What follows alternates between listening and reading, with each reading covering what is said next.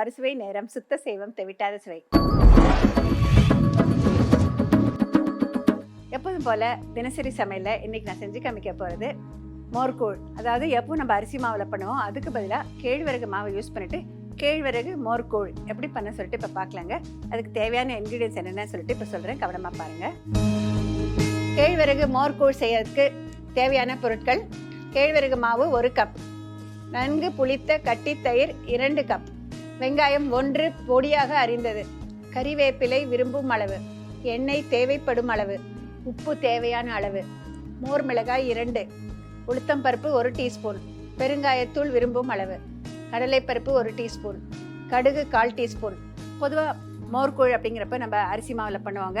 நம்ம south Indian ஒரு traditional dish. இதையே இப்போ சிறுதானியங்கள் மாவு எல்லாமே கிடைக்குது இல்லையா? இன்றைக்கி நான் கேழ்வரகு மாவு எடுத்துகிட்டு வந்திருக்கேங்க. இதுக்கு மெஷர்மெண்ட் ரொம்ப இம்பார்ட்டண்ட்.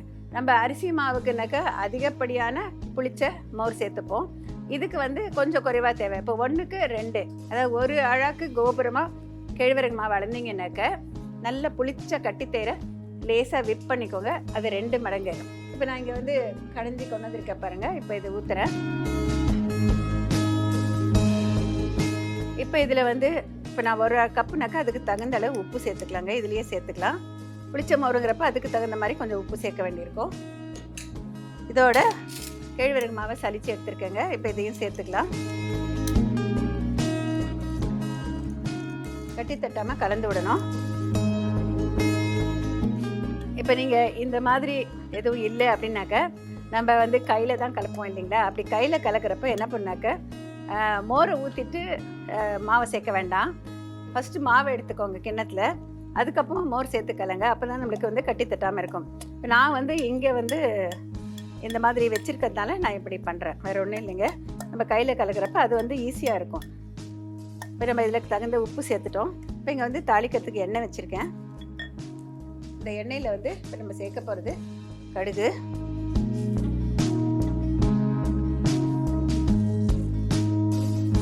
இப்போ இதில் கடுகு சேர்த்துருக்கேன். கடுகு வெடிக்க ஆரம்பிச்சிடுச்சு. இதுக்கெல்லாம் எண்ணெய் கொஞ்சம் குறைவாக பிடிக்குங்க சிறுதானியங்கிறதுனால. உளுத்தம்பருப்பு சேர்த்துக்கலாம், கடலைப்பருப்பு, மோர் மிளகாய் சேர்த்திங்கன்னா ரொம்ப டேஸ்டியாக இருக்கும். நம்ம அதை அப்படியே சாப்பிடலாம். இதோட கறிவேப்பிலை, கொஞ்சமாக பெருங்காயத்தூள் சேர்த்துக்கலாம்.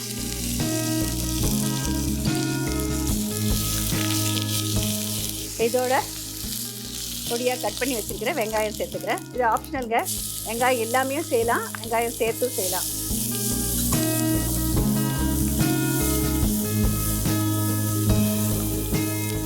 நம்ம அரிசி மாவுனாக்கா கூடுதலாக எண்ணெய் பிடிக்கும். சிறுதானியத்தில் எந்த மாவு எடுத்துக்கிட்டிங்கனாலும் அதுக்கு மெஷர்மெண்ட் டிஃப்ரென்ஸ் இருக்குங்க. நம்ம இது கேழ்வரகு மாவுங்கிறதுனால 1க்கு 2, திணைனா கொஞ்சம் கூடுதலாக பிடிக்கும், சாமைனா இதே அளவு பிடிக்கும், வரகு அந்த மாதிரி ஒவ்வொன்றுக்கும் கொஞ்சம் மெஷர்மெண்ட் டிஃப்ரென்ஸ் இருக்குது. நீங்கள் அதுக்கு தகுந்த மாதிரி பார்த்துக்கலாம். ஒரு 1/4 கப் 1/2 கப் கூட்டியோ குறைச்சியோ சேர்த்துக்கலாம். இது சீக்கிரம் வறுக்கிறதுக்காக கொஞ்சமாக உப்பு சேர்த்துக்கிறேன்.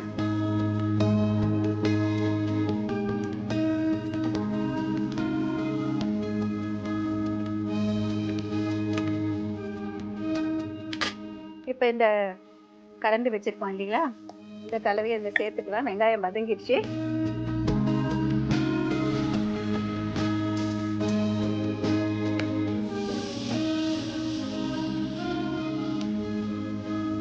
கட்டி தட்டாமல் கொஞ்சம் கலந்து விடணும்.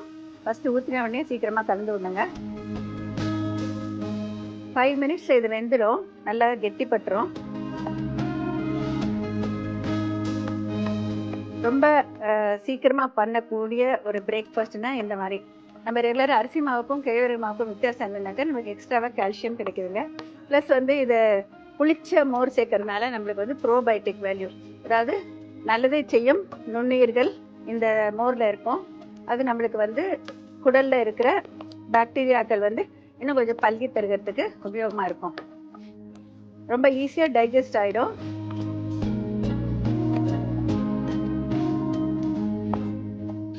இப்போ இதில் பார்த்தீங்கன்னா நம்ம விட்ட எண்ணெய் மேலே தெரியுது பார்த்தீங்களா? இந்த ஸ்டேஜில் நம்ம தொட்டு பார்த்தீங்கன்னாக்கா கைக்கு ஒட்டாமல் இருக்கணும். அந்த ஒரு ஸ்டேஜ் வர வரைக்கும் நம்ம வைக்கணும். நல்லா பளபளப்பாக வந்துடணும். ரொம்ப சீக்கிரம் வந்துடுங்க. ஒரு 5 to 7 minutes தான் ஆகும் இது செய்கிறதுக்கு, குவான்டிட்டியை பொறுத்து தான். இப்போ இதை வந்து ரெடி ஆகிடுச்சு. டிஸ்பிளே பவுலுக்கு வந்து எண்ணெய் பூசி வச்சுருக்கேன். இல்லைன்னா நம்ம வந்து கொஞ்சம் ஆரிய பிறகு கை பொறுக்கிற சூட்டை வந்து உருண்டை உருட்டிட்டு லேசாக தட்டிட்டு வைக்கலாம். அப்படியும் பண்ணலாம். நாங்கள் வந்து கூழ் மாதிரி அப்படியே வைக்க மாட்டோங்க. இது இந்த மாதிரி பண்ணால் தான் எல்லாருக்கும் வந்து அது ஒரு டிஃபனுக்கு அது பிடிக்கும்.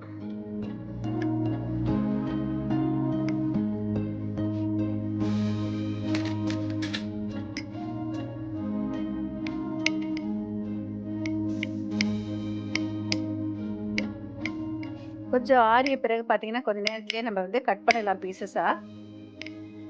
நீங்கள் விருப்பப்படி ஒரு வேளை உங்களுக்கு ஒரு எக்ஸ்ட்ராவாக வந்து குழந்தைங்களுக்கு அட்ராக்ஷனாக கொடுக்கணும்னு நினச்சிங்கன்னா கொஞ்சம் கேரட் கிரேட்டிங்ஸோ இல்லை ஏதாவது வந்து போட்டு கொடுக்கலாம்.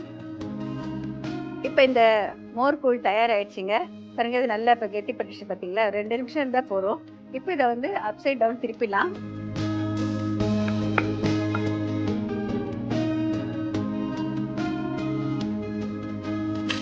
இப்போ நம்மளுக்கு விருப்பமானபடி சதுரமாக கட் பண்ணிக்கலாம். கத்திக்கு கொஞ்சம் எண்ணெய் பூசிக்கோங்க, கொஞ்சம் ஈஸியாக இருக்கிறதுக்கு.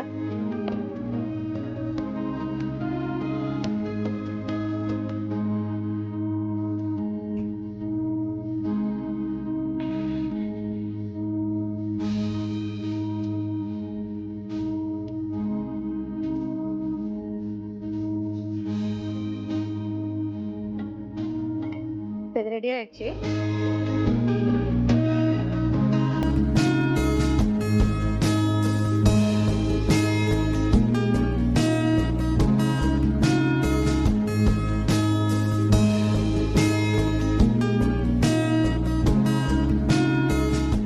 கேழ்வரகு மோர்களி அல்லது மோர்கூழ் செய்கிறது எப்படின்னு சொல்லிட்டு இப்போ ஒரு ரீகேப் பார்க்கலாங்க.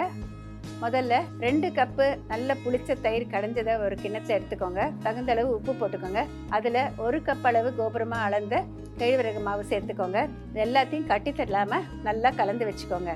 ஒரு வானலியில் தேவையான அளவு எண்ணெய் ஊற்றிட்டு கடுகு, உளுத்தம்பருப்பு, கடலைப்பருப்பு, கறிவேப்பிலை, பெருங்காயம், மோர் மிளகாய் இதெல்லாம் தாளிச்சிட்டு பொடியாக கட் பண்ணி வச்சுருக்கிற வெங்காயம் சேர்த்துக்கோங்க. வெங்காயம் கட் பண்ணது நல்லா ஃப்ரை பண்ணுங்கள். கொஞ்சமாக உப்பு சேர்த்துட்டு ஃப்ரை பண்ணுங்கள். அதுக்கு பிறகு நம்ம கரைச்சி வச்சுருக்கிற இந்த கேழ்வரகு கரைசலை அதில் ஊற்றிட்டு கைவிடாமல் கட்டி தட்டாமல் கொஞ்சம் நேரம் கலந்து விடுங்க. நம்ம அதில் ஊற்றிய எண்ணெய் வந்து நல்லா பிரிஞ்சு வரணும். அந்த அளவுக்கு வந்து பார்க்கறதுக்கு பளபளன்னு வரணும். கையில் தொட்டாக்க ஒட்டாமல் இருக்கணும். அந்த ஸ்டேஜில் வந்து எடுத்துட்டு ஒரு எண்ணெய் பூசிய ஒரு பர்ஃபி பிளேட்லையோ இல்லை எதையாவது ஒரு தட்டலையோ மாற்றி ஊற்றிடுங்க. ஒரு 5 minutes கழித்து பார்த்தீங்கன்னா நீங்கள் வந்து ஈஸியாக கட் பண்ணலாம். கட் பண்ணிவிட்டு ஒரு சுவையான தொக்கோட பரிமாறினீங்கன்னாக்கா ஆரோக்கியம் தரும் ஒரு டிஃபன் ரெடி. இப்போ நம்ம பார்க்க போகிறது புதுமை சமையல்.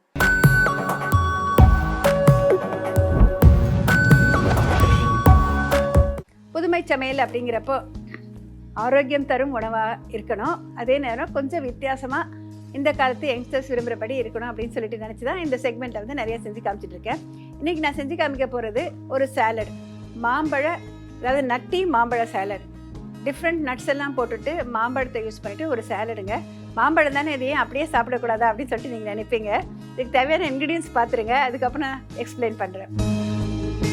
நட்டி மாம்பழ சாலட் செய்ய தேவையான பொருட்கள்: 2 மாம்பழம் நீளவாக்கில் அரிந்தது, ஆரஞ்சு ஜூஸ் 1 டேபிள் ஸ்பூன், தேன் 1½ டீஸ்பூன், 6 பேரீச்சம்பழம் அரிந்தது, ஸ்வீட் பேசில் விரும்பும் அளவு, வறுத்த பூசணி விதை விரும்பும் அளவு, வறுத்த பாதாம் விரும்பும் அளவு, வறுத்த வேர்க்கடலை விரும்பும் அளவு, வறுத்த எள் சிறிதளவு, சில்லி ஃப்ளேக்ஸ் சிறிதளவு, மிக்சட் ஹர்ப்ஸ் உலர்ந்தது சிறிதளவு.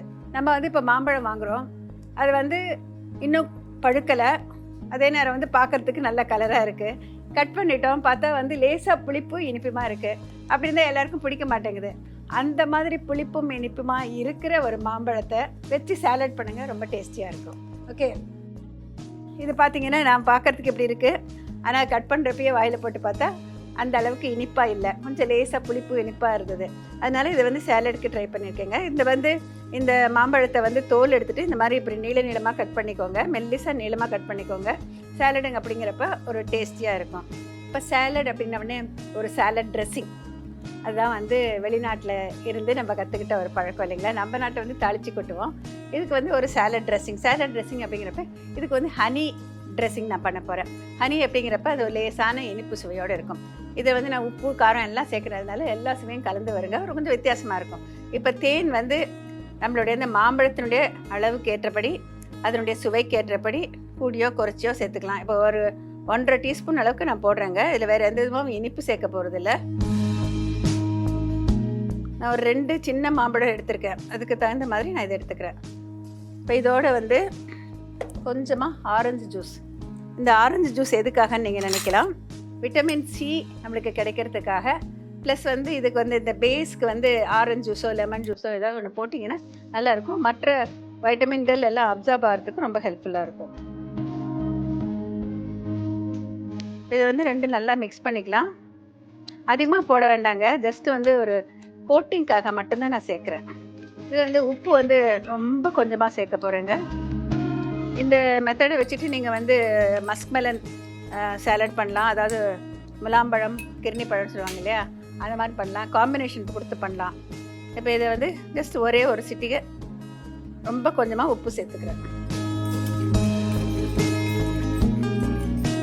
இதோட சில்லி ஃப்ளேக்ஸ் அது கொஞ்சம் எடுத்துக்கோங்க, அது கொஞ்சம் டேஸ்டியாக இருக்கும். ரொம்ப நைஸ் சில்லி பவுடர் போட்டிங்கன்னா நல்லா இருக்காது. அப்படி உங்ககிட்ட இது இல்லைன்னா மிளகும் சீரகமும் கரகரப்பாக பொடிச்சிக்கோங்க, அதை போட்டாக்குள்ள ரொம்ப டேஸ்டியாக இருக்கும். நான் இதுக்கு வந்து மிக்சட் ஹர்ப்ஸ் யூஸ் பண்ணுறேங்க. நீங்கள் வந்து ஆரிகானோ, மிக்சட் ஹர்ப்ஸு, எந்த ட்ரை ஹர்ப்ஸ் டில்லு எது இருந்தாலும் யூஸ் பண்ணலாம். இது கொஞ்சமாக போட்டுக்கிறேன். இப்போ இதோடு வந்து நம்ம மாம்பழத்தை போட்டுக்கலாம், அதை கோட் பண்ணுறதுக்காக.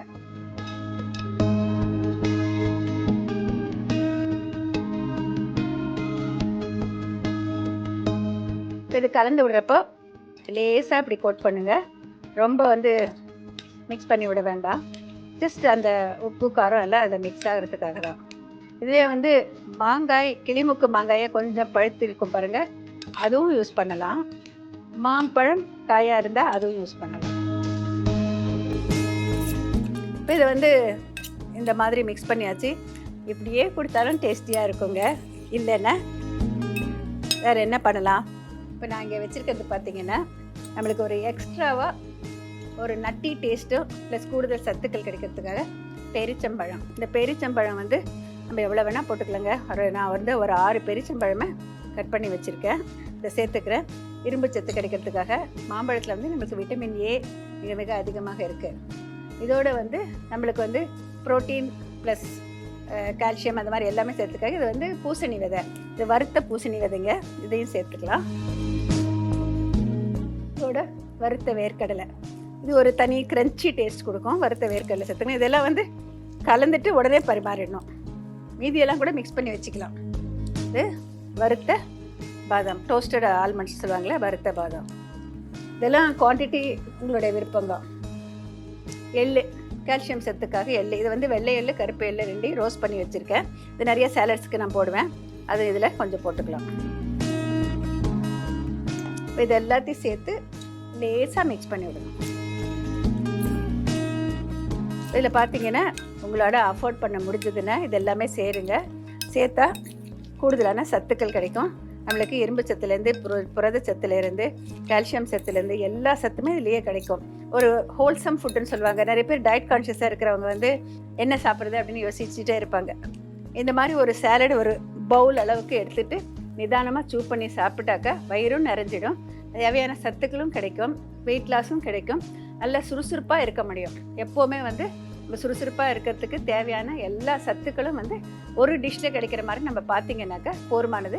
அதுவே வந்து நம்மளுக்கு ரொம்ப நாள் முழுதுமே எனர்ஜிட்டிக்காக இருக்கிறதுக்கு ஹெல்ப்ஃபுல்லாக இருக்கும். இது முடிஞ்ச வரைக்கும் வந்து மார்னிங் பிரேக்ஃபாஸ்ட்டுக்கு ஸ்கிப் பண்ணுறவங்க சாப்பிட்லாம். இல்லைன்னா இன்பிட்வீனாக சாயந்தர நேரத்தில் வந்து வேறு ஏதோ ஜங்க் ஃபுட் சாப்பிட்றதுக்கு பதிலாக ஒரு சாலட், கப் சாலட் சாப்பிட்லாங்க. இதில் நீங்கள் வேறு ஏதாவது வெள்ளரி விதை அந்த மாதிரி ஏதாவது வச்சுருந்தா கூட ரோஸ்ட் பண்ணிவிட்டு அதை கூட சேர்த்துக்கலாங்க.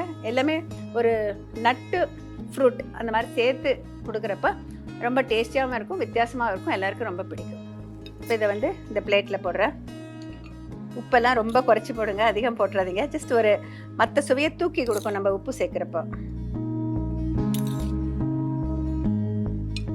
சேலடாக வேண்டாம் அப்படின்னு நினைக்கிறவங்க கூட இது ஒரு தடவை சாப்பிட்டு பார்த்தீங்கன்னா அடிக்கடி செய்ய சொல்லுவாங்க.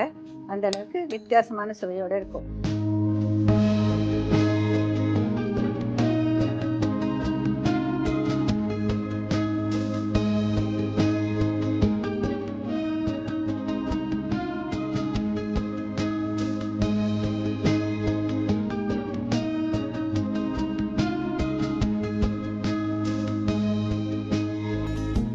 நட்டி மாம்பழ சாலட் செய்கிறது எப்படின்னு சொல்லிட்டு இப்போ ஒரு ரீகேப் பார்க்கலாங்க.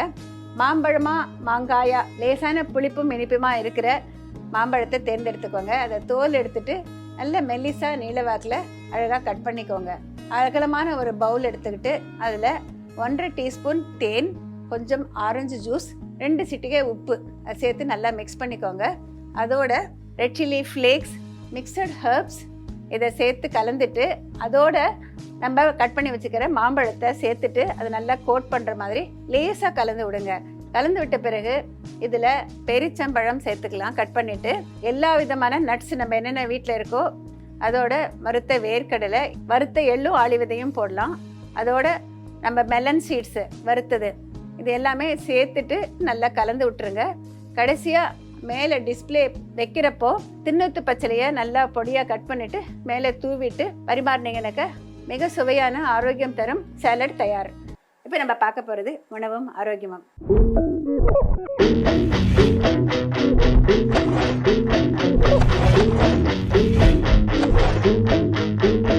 வெல்கம் கற்பகவல்லி. வணக்கம் ஸ்டூடியோஸ்க்கு. நம்ம உணவும் ஆரோக்கியம் பார்த்தீங்கன்னா நிறைய பேருக்கு நல்ல ரீச்சு, நிறைய இன்ஃபர்மேட்டிவாக இருக்குது, நல்லா இருக்குது அப்படின்னு சொல்லிட்டு ஒரு நல்ல ஒரு ஃபீட்பேக் கிடச்சிருக்குமா. ரொம்ப ரொம்ப சந்தோஷம். தேங்க்யூ. உங்கள் நாலேஜை வந்து இங்கே வந்து ஷேர் பண்ணிக்கிறதுல வெரி ஹாப்பி. இன்றைக்கி எனக்கு ஒரு டவுட்டு. இப்போ இந்த கோவிட் வந்ததுக்கப்புறம் தான் வந்து டாக்டர்ஸ் எல்லாம் வந்து சப்ளிமெண்ட் கொடுக்குறப்ப மெக்னீஷியம் இருக்கிற மாதிரி சேர்த்து எடுத்துக்கோங்க அப்படின்னு சொல்கிறாங்க. அந்த மெக்னீஷியம் வந்து நோய் எதிர்ப்பு திறனுக்கு ஏதாவது முக்கியமாக? அது ஒரு மைக்ரோ நியூட்ரியன்ட் தானே, அதுக்கனுடைய வேலை நம்ம உடம்புல என்ன, இந்த மாதிரி விஷயங்களும் ஷேர் பண்ணிட்டீங்க. நிறைய பேருக்கு யூஸ்ஃபுல்லாக இருக்கும். ப்ளஸ் நம்ம எந்த ஃபுட்டில் நம்ம வந்து சப்ளிமெண்ட் இல்லாமல் ஃபுட்டில் இருந்து எடுத்துக்க முடியுமா, அப்படின்னா என்ன ஃபுட்லேருந்து எடுத்துக்கலாம் அப்படிங்கிற விஷயம் ஷேர் பண்ணிட்டா நல்லாயிருக்கும். கண்டிப்பாக நல்ல டாபிக் மேம். ஸோ மைக்ரோ நியூட்ரியன்ட்டுன்னு சொன்னீங்க. மெக்னீஷியம் அப்படிங்கிறத பொறுத்த வரைக்கும் மைக்ரோவாக இருந்தாலும் மெக்னீஷியம் மட்டும் இல்லை, மைக்ரோ மேக்ரோ ரெண்டுமே வந்து தேவையான ஈக்குவலி இம்பார்ட்டன்ட் மேம். மைக்ரோனா கொஞ்சம், மேக்ரோனா நிறையா. அது வந்து அளவுக்கு தான் மேம் அந்த நேமு. மேக்ரோனா கிராம்ஸில் வேணும், மைக்ரோனா மில்லிகிராம்ஸில் வேணும். அதனால தான் இது இப்படி ஸ்ப்ளிட் பண்ணியிருக்காங்க. பட் மைக்ரோ நியூட்ரியன்னா கம்மியாக தான் எடுத்துக்கணும், மேக்ரோ தான் ஜாஸ்தி எடுத்துக்கணும் அப்படிங்கிறது அர்த்தம் இல்லை. ஏன்னா மைக்ரோ நியூட்ரியன்ஸ் இல்லைன்னா நம்ம சாப்பிட்ற கார்ப்ஸ், ப்ரோட்டீன், ஃபேட்ஸ் இது எல்லாமே பாடிக்குள்ளே அப்சார்ப் ஆகி மெட்டபலைஸ் ஆகுறதே இல்லை. ஸோ ஈக்குவலி ரெண்டுமே இம்பார்ட்டன்ட். ஃபர்ஸ்ட் திங், மெக்னீஷியம் பற்றி சொன்ன மாதிரி கோவிட் வந்ததுக்கப்புறம் இம்யூனிட்டி பூஸ்ட் பண்ணுறதுக்காக மெக்னீஷியம் மாத்திரம் இல்லை, வைட்டமின் சி, மெக்னீஷியம் இது எல்லாமே வந்து மெடிக்கல் ஷாப்பில் காலியாகிற அளவுக்கு சப்ளிமெண்ட்ஸ் ப்ரிஸ்கிரைப் பண்ணாங்க. ஸோ அப்படி இருக்கும் போது எஸ் அஃப்கோர்ஸ் மெக்னீஷியம் வந்து இம்யூனிட்டியை நல்லாவே பூஸ்ட் பண்ணும். 100% தான் அது. அதோடு சேர்த்து மெக்னீஷியம்க்கு வேறு நிறைய இம்பார்ட்டண்ட் ஃபேக்டர்ஸும் இருக்குது ma'am. Like for example calcium, அதாவது உங்களோட போன் ஸ்ட்ரென்த்க்கு, கால்சியம் அப்சார்ப்ஷனுக்கு மெக்னீஷியம் ரொம்ப முக்கியம். இம்யூனிட்டிக்கு ரொம்ப முக்கியம். ஹார்மோனல் பேலன்ஸ் அப்படின்னு சொல்கிறோம் பெண்களுக்கு மெயினாக, அதுக்கு ரொம்ப மெக்னீஷியம் வந்து ரொம்ப ரொம்ப இம்பார்ட்டன்ட், எஸ்பெஷலாக தைராய்டு அதுக்கு. அண்ட் ஆல்சோ வந்து நிறைய பேருக்கு வந்து ஸ்லீப்பில் மூட் ஸ்விங்ஸ் ஆகுது, டிப்ரெஷன் நிறைய இருக்குது, ஆங்ஸைட்டி இருக்குது, அப்படிங்கிறதுக்கு மெக்னீஷியம் வந்து ரொம்ப ரொம்ப plays a major role. So nerve பேலன்ஸ்க்கு it's a very very important nutrient கூட. ஸோ ஃபுட் சோர்ஸ் கேட்டிருந்தீங்க. மெக்னீஷியம் வந்து ஃபர்ஸ்ட்லி ஒரு சப்ளிமெண்ட், ஃபர்ஸ்ட் எடுத்த உடனே சப்ளிமெண்ட் போகணுங்கிற அவசியமே இல்லை. மோஸ்ட் ஆஃப் த ஃபுட் நம்ம கன்சியூம் பண்ணுறதுல start with green leafy vegetables. So கீரை வகையில், அப்புறம் நட்ஸ், மெயினாக ஆல்மண்ட்ஸ், கேஷ்யூஸ், இந்த 2 வகையில், அப்புறம் பயரில் வந்து பிளாக் சன்னா, அப்புறம் கிட்னி பீன்ஸ், இது 2த்துல. அதுக்கப்புறமா வெஜிடபிள்ஸில் நிறைய மெயினாக வந்து பட்டர் ஃப்ரூட்டுன்னு சொல்கிற அவகாடோவில், பழ வகையில் பனானா, வாட்டர்மெலான், அப்புறம் வந்து இளநீ, இது எல்லாத்துலேயுமே மெக்னீஷியம் ரொம்ப ஜாஸ்தியாகவே இருக்குது. ஸோ நீங்கள் இதெல்லாம் ரெகுலராக எடுத்துக்கிட்டீங்க அப்படின்னா சப்ளிமெண்ட்க்கு போகணுங்கிற அவசியம் கண்டிப்பாக இல்லை. ஸோ சப்ளிமெண்ட் எடுத்துக்கணும் அப்படின்னா 400 to 500 mg தான் சப்ளிமெண்ட்டை பொறுத்த வரைக்கும் ரெகுலராக எடுத்துக்கணும். ஸோ மெக்னீஷியம் கிளைசினேட்னு சொல்லும் போது மேம் அதோட காம்பினேஷன் ரொம்ப முக்கியம். கான்ஸ்டிபேஷன் வராமல் இருக்கணும், நம்ம ஆல்ரெடி சப்ளிமெண்ட் எடுத்துக்கிறோம் அப்படின்னா magnesium glycinate combination is very important. நார்மலாக ரெகுலராக கன்சியூம் பண்ணுறவங்களுக்கு மெக்னீஷியம் சிட்ரேட் அப்படிங்கிறது is a important combination. 400 to 500 mg. எதுவும் ஸ்பெஷலாக வந்து பெட் டைமில் மெக்னீஷியம்ங்கிறது absorption will be better in the sleep. I mean தூங்குறதுக்கு முன்னாடி எடுத்துக்கிட்டோம், நைட்டில் எடுத்துக்கிட்டோம்னா.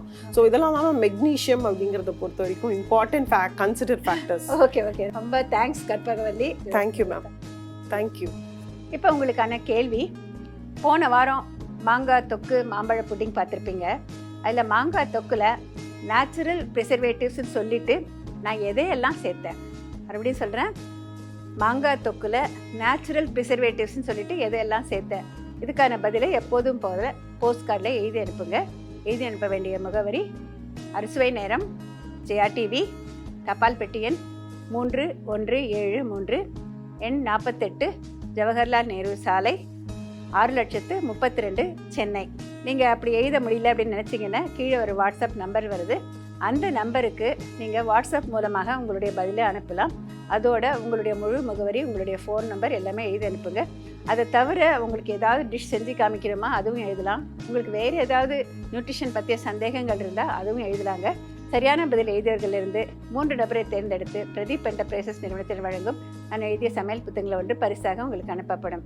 ஒரு நபருக்கு ஸ்ரீ மகாலட்சுமி சில்க்ஸ் வழங்கும் ஒரு அழகான புடவை பரிசாக அனுப்பப்படும். இந்த வாரம் போட்டியில் வெற்றி பெற்றவர்கள் பிரதீப் என்டர்பிரைசஸ் வழங்கும் நான் எழுதிய சமையல் புத்தகங்களில் ஒன்றை பரிசாக பெறுபவர்கள்.